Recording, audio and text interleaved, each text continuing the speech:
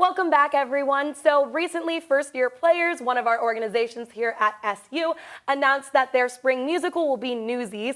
And here to talk a little bit more about it, we have CJ Santosuosso, the director of Newsies. Thanks for having me on, guys. Yes. Thanks for having me. Good to be here.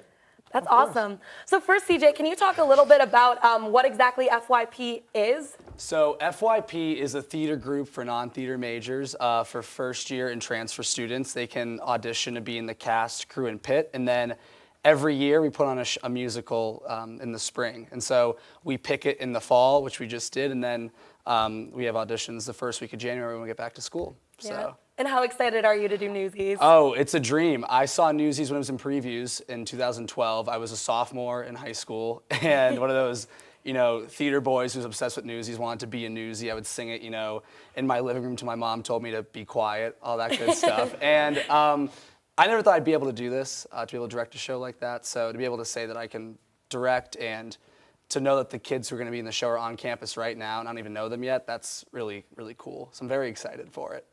So how did you guys decide, how did you guys pick Newsies? What's that process like? It's a huge, long process. So we have an executive board of 13 members, and each of us pitches a show. So that gives us 39 shows that we eventually have to get down to 12 and then get down to 6. And we do that through meetings and discussions and debates.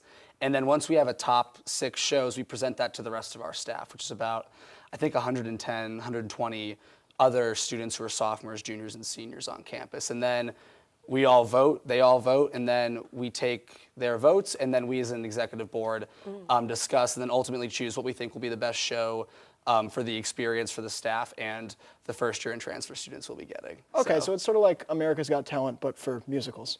Yeah, it's the best way I've heard that described in a long time. So, So for those not really involved in theater that might not know the plot of Newsies, could you start explaining it to me a little bit? it's really cool. It's about... Actually, we're going to interrupt you really quick. Explain the plot of Newsies without using the word news, boy, or strike. Go. Some young people in New York decide they're not going to show up to work because... Where do they work? They sell informationals that you get from recycled trees, basically. Recycled?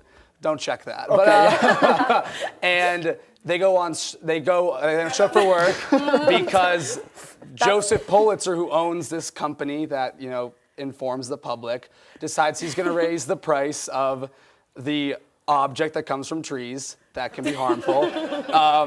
He's going to raise the price it costs to purchase that. And these young people come together, they form a union, and again, they don't show up for work until they get treated with respect. And eventually, the older generation hears the voice of the younger generation and listens to them. And it's a really cool, powerful story that I think matters a lot to today's world. It takes place in 18... Yeah.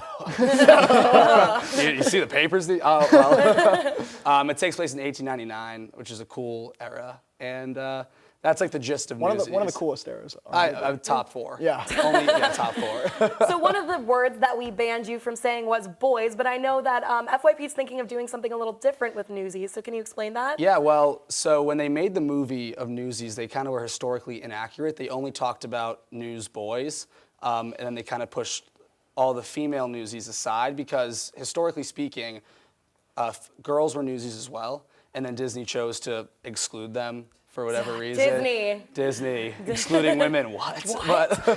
But so we decided because in this theatrical age of Hamilton and an age where we're trying to strive for equality, we decided to do gender-neutral ensemble casting. So roles that maybe you may have seen on Broadway that are performed by boys are open for anybody, for any identity, and we're trying to get the best performers possible. Whether you can sing, dance, act, really anything, we want those individuals to come out and audition for our show. And so we're trying to take the Newsies people may know really well and then make it our own and make it, I think, the best for the society that we live in today and what's best for what SU needs as a campus. That's awesome. So just logistics-wise, when will the show be? The show is April 11th, 12th, and 13th, I believe.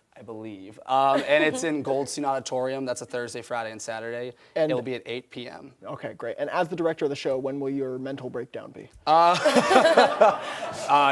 Is this it? Here, I don't know. No. The first of many. We're trying our best, trying to keep calm for now, and then we'll see how it goes. So speaking of mental breakdowns, the news recently. Oh, have you seen it?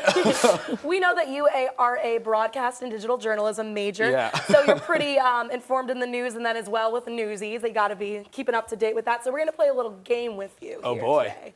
So basically what we are going to do is we are going to give CJ both real or fake news headlines, and you're going to have to tell us which are real and which are fake. I hope my professors aren't watching right now. This could get ugly. All right, let's go. I'm Sure. excited. Let's get it ugly. Okay, so your first headline, Alabama football player kills raccoon on the sideline during the game. Oh, that's got to be true. That's got to be true.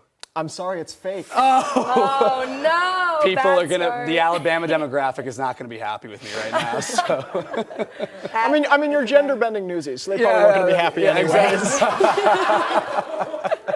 Well, here's another state that you may or may not have an impression of. A Maine woman was known for selling artwork made from moose poop.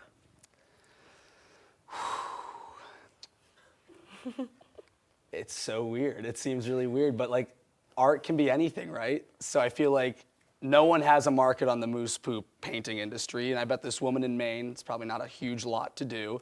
I'm gonna say that's true. True artist, it is correct. Yeah. Right. Thank God. Thank That was the most inspirational talk about poop I've ever seen. That was the moose poop TED Talk I just Yeah. gave you. That's There you all go. I want for it. Okay, so your next one, dead body on Ohio Road turns out to be a mannequin. Oh.